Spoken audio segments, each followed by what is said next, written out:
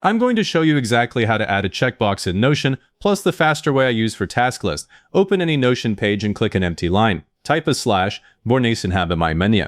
Right there, the command menu opens. Type the word to do. Notion filters a list down to a block called to-do list.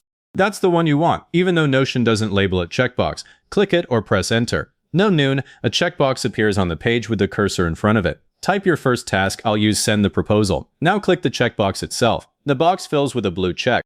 Click it again to clear it so you can keep building the list. Press enter after the task text. Notion gives you a second checkbox instead of a normal paragraph. That's a fast way to build a checklist without stopping to type the slash command each time.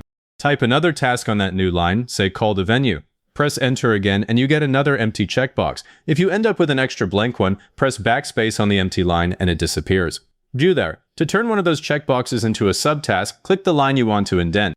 Then press tab. Notion indents it under the previous task. Press Shift and Tab together to pull it back out. I use this constantly because a flat list hides which tasks are actually blocked by the one above. There is an even faster route once you know the slash command. Click a fresh empty line.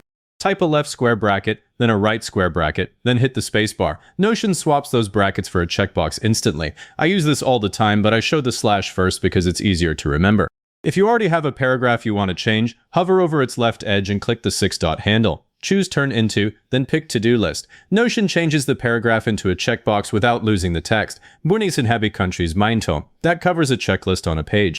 But if you need a checkbox column in a database, that's a completely separate control. Click an empty line below the list. Type a slash, then type table and press enter.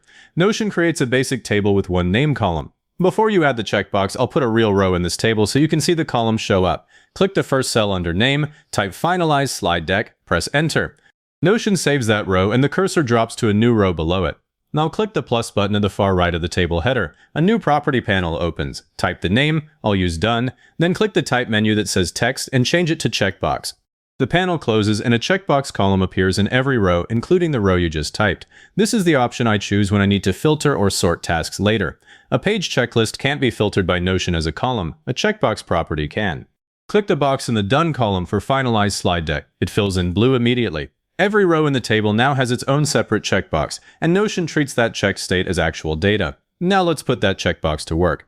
Click Filter in the top right of the table. The filter panel opens. Choose the Done property, and set the filter to show only unchecked boxes. Notion hides the row you just checked, and the table now shows only work that's still open. That's the main reason I use a checkbox property instead of a page checklist. Click the same filter button again and remove the filter to bring the row back.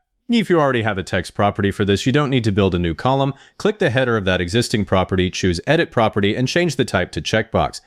Notion keeps the column and drops an unchecked box into each row. Just don't expect any old text you typed in that column to turn into a check. It starts empty.